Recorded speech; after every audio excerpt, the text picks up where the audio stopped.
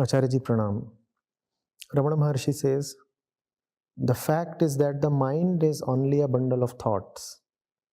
How can you extinguish it by the thought of doing so or by a desire?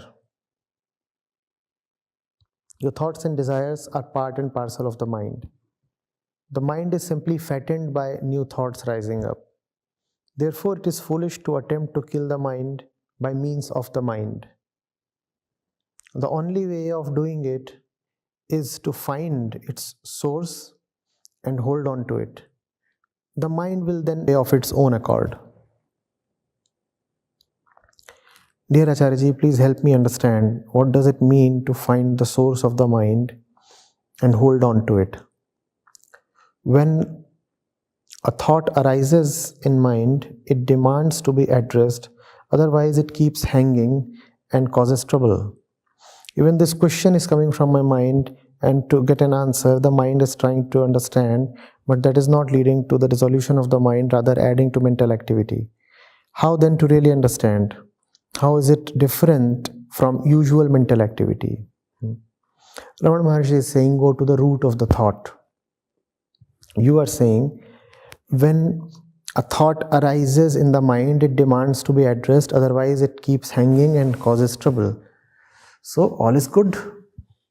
When a thought arises in the mind, it demands to be addressed.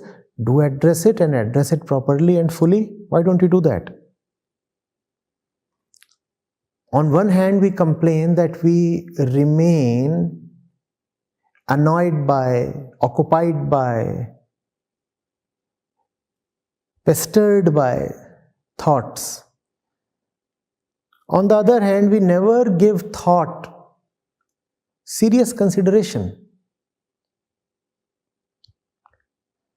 If thought is so meaningful in your life, if thought is the center of all your activity, if thought is what your inner life is all about, then why don't you give thought the importance it deserves? And as far as you are concerned, in your own eyes, thought is pretty important, is it not? If it is important, then do justice to thought. Address it properly. All thoughts have in some direct or oblique way your welfare at the center. All thoughts, whether directly or indirectly, are about you. Look at your thoughts. Many of them you will find very clearly and directly carry the word I at their center.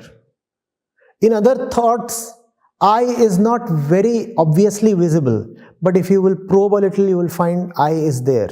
You just don't randomly think of anything. We make a mistake when we say that thoughts are random. We make a mistake when we say, oh, thoughts are like purposeless clouds floating in the sky of the mind. Thoughts are not purposeless. Thoughts are not random at all. You never randomly think of anything. There is a clear design there. There is a clear pattern and a purpose there. We think for the sake of our welfare. It's just that thought might not be coming from the conscious mind. Often it does not. Conscious thinking is a very small part of the sum total of our thinking. Most of our thinking is quite subconscious. We think without having consciously decided on or chosen our thoughts. We just think. Since we have not consciously decided on the content of the thought, so we are tempted into concluding that thoughts are random. Thoughts are not random. You chose them, just that you didn't choose them consciously. They don't just come to you very waywardly. So all thoughts have a design, a purpose in them. The purpose is your welfare. At the center of all thoughts lies I. Whether directly or indirectly. Even if you are thinking about, let's say, the Iran-Iraq war of the 1980s, you'd be surprised, but you are still thinking about your own welfare. You'll find this amusing. You will say, today in 2020, how is my welfare connected to the Iran-Iraq war of the 1980s? It is. How? You tell me. You are thinking. I am not. But it's a clear principle. Surely you have some relationship with that war. There is some chain of association that connects you with the Iran-Iraq war. The chain might be quite long. All the rungs might not be quite obvious or visible to you.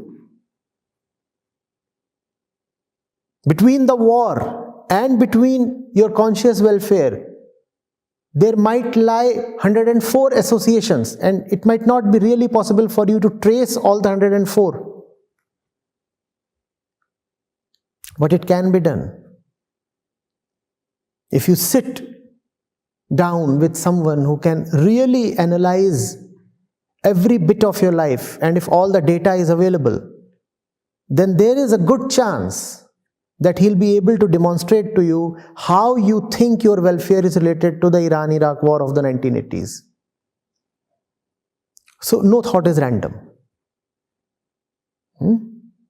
Getting it?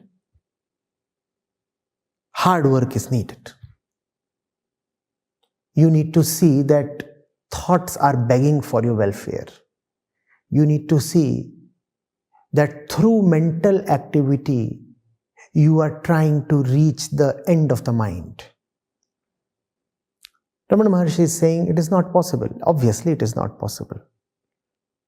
It is not possible, yet one thing must become obvious. The mind desires its welfare. The mind is a little foolish. It does not know how to reach that welfare. But do be a little considerate. The mind is foolish. But the mind knows one thing. It is not all right. The mind knows that there is something wrong with it. The mind knows that it's sick. It's not well settled. The mind tries to address its inherent sickness by way of thought. Therefore, all thought has your prospective health at its center. I said all thought has your welfare at the center. In other words, all thoughts are centered around the I.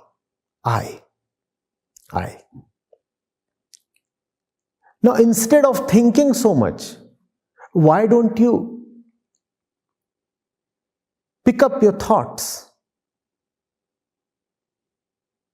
and give some attention to them? What is the point in just watching this unhealthy stream keep flowing past you? And you don't merely even watch, because all thoughts have I at their center. It means that you are actively riding all your thoughts. You are the I.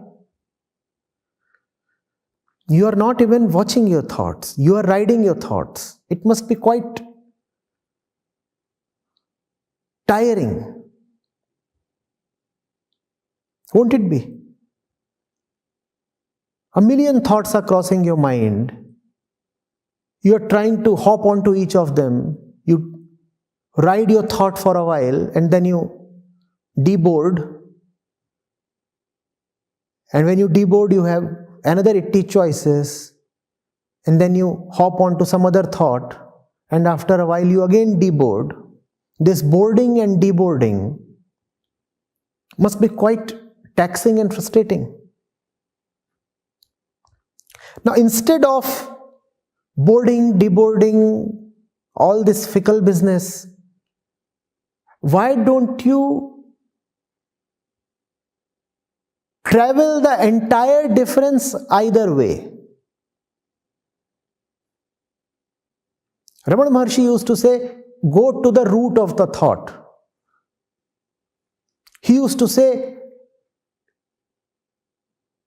see where all the traffic is coming from.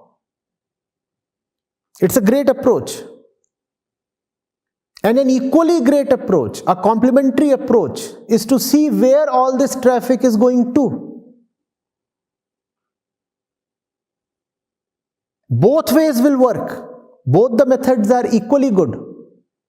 If you could see where the entire train of thoughts is coming from, you will know who you are and what you want, and this realization will not let you remain who you think you are.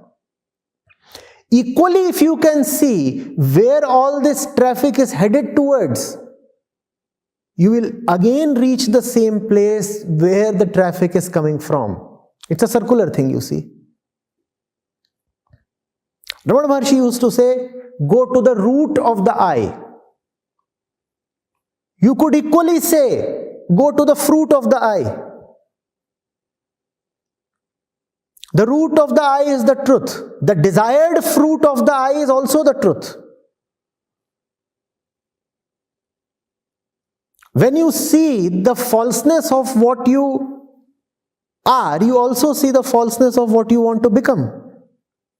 When you go backwards, all you see is your falseness. When you go forward, again all that you see is your falseness.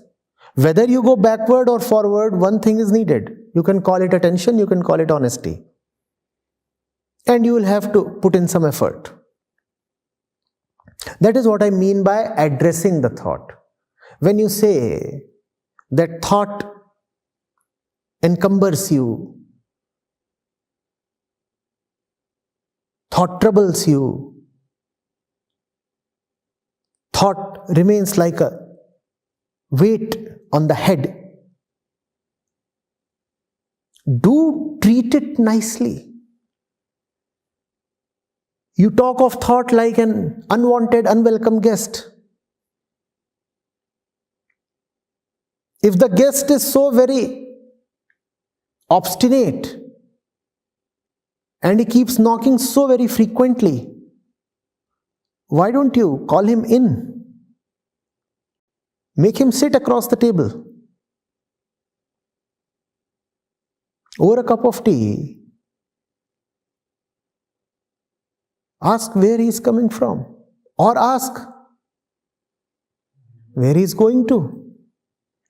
Either case, you will find relief. We think without really thinking. We say that we are sufferers of thought. We will let ourselves suffer from thought, but we will never go to the depth of thought. We will keep thinking, but we will never allow deep thinking. What nonsense is this? In fact, the antidote to thinking is deep thinking. You know what is deep thinking? It does not mean coming up with great, exotic, fabulous thoughts of the kind that you read in books from grave intellectuals. No, that is not deep thinking. Deep thinking means honest thinking.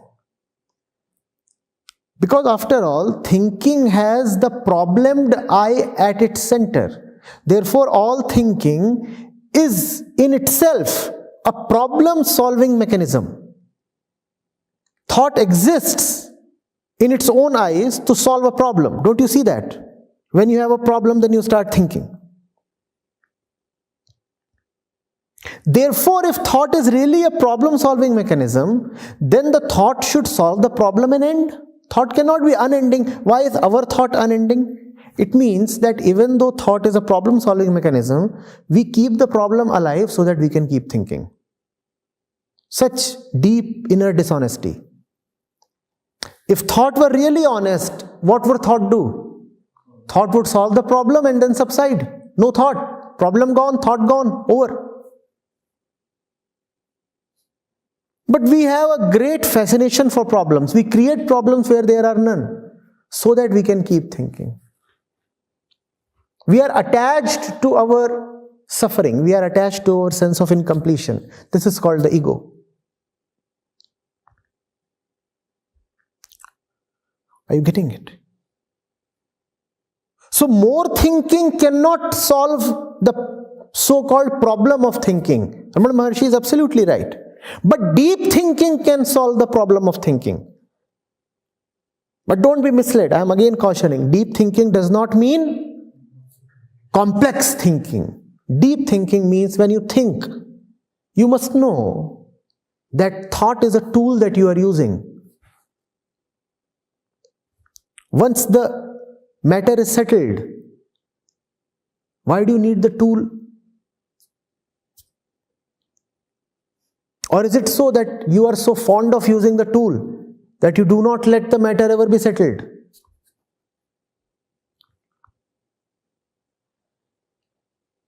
Are you getting it? All thought aims at its own dissolution. Thought does not want to continue. We force it to continue.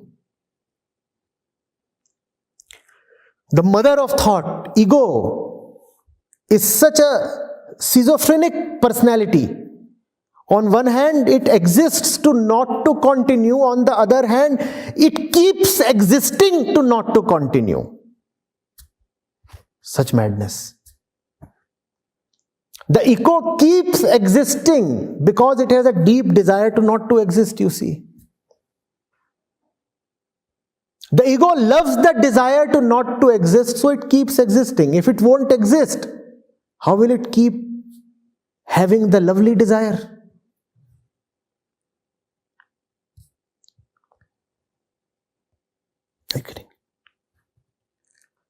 That is called the fragmentation of the ego. It is split.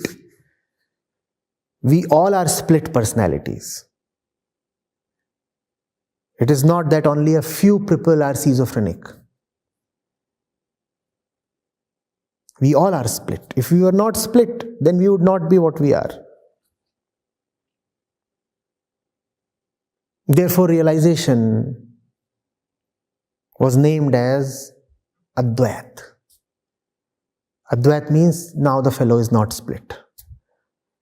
Now the mind does not have a fissure running through it.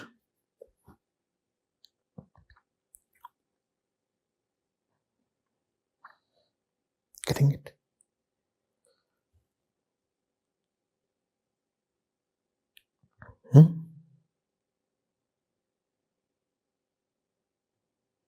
Realize what is it that you really want, and then like a good boy, take it. It is on offer. Don't keep throwing tantrums.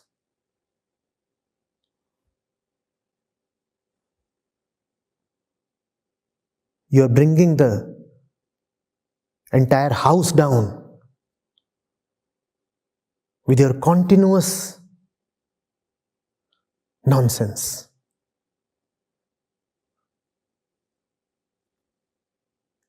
All that you really want is an apple.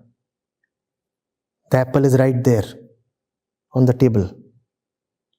Pick it, eat it, and go to sleep.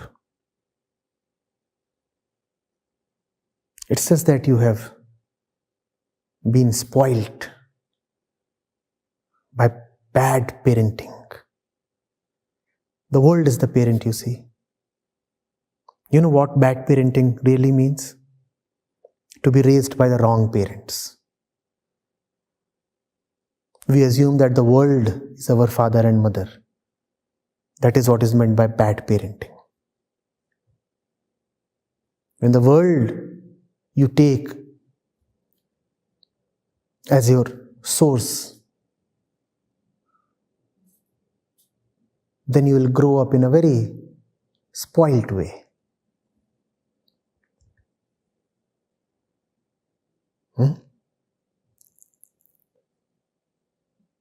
Take the apple.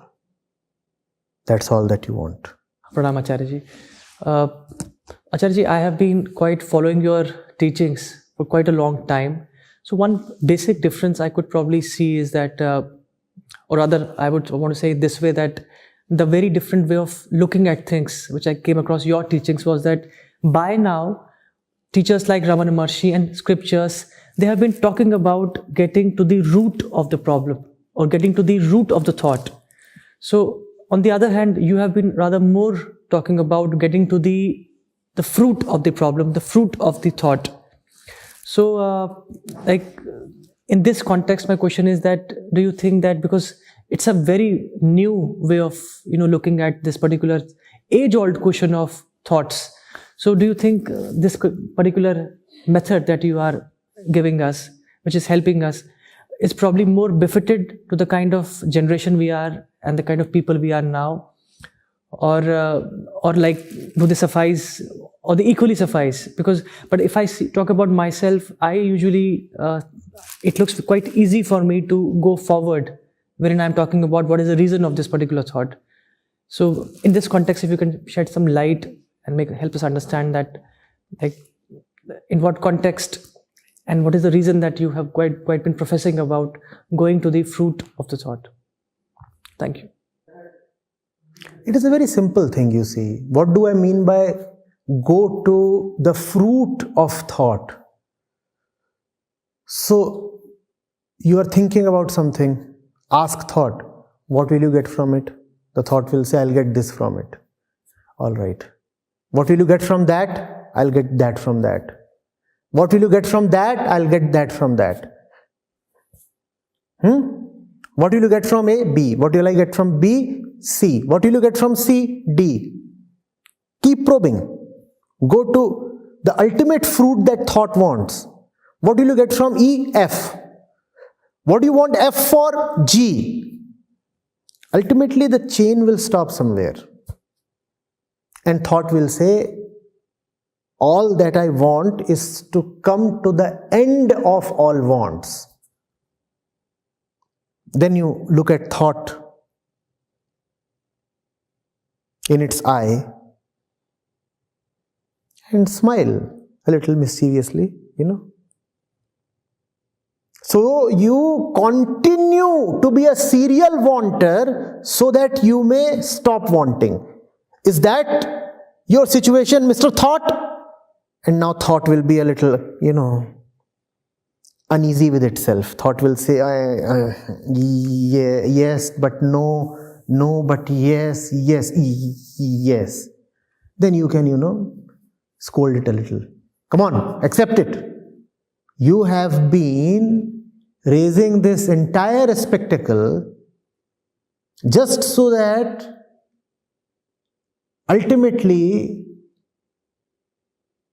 there is nothing spectacular at all. You have been running all this while so that ultimately you can come to rest, right? That's what you want, Mr. Thought. And thought will have to agree. This is what I mean by coming to the fruit of the problem. So if ultimately all you want is rest, sir, why don't you rest right now? That's the bed. I'll make some good tea for you. Without milk, of course.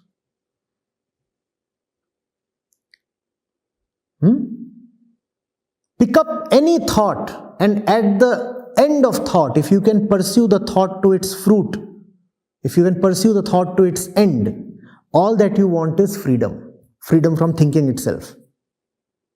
And if freedom is all that you want in everything that you do or think, then why don't you have it right now? The apple is there on the table. Pick it. This is the approach that I'm talking of. Do you think this is more easy for today's world than... Comparisons can be kept aside. It's not depends on the personality. Depends on what suits you. When we talk about going to the root, what exactly is the way of going to the root? Because the same thing takes form. This is quite logical, saying that what am I aiming at?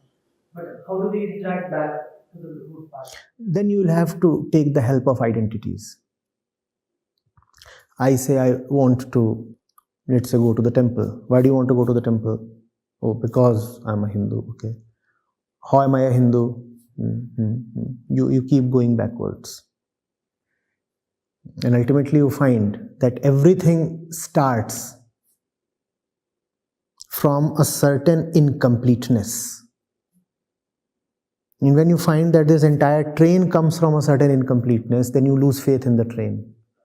The moment you lose faith in it, you are free. You pick up any sequence of thoughts, you pick up any thought and you go to the base of it. You discover a certain incompleteness. Then you say, what the hell? All this is arising from a disease. I don't think I want to have much to do with it.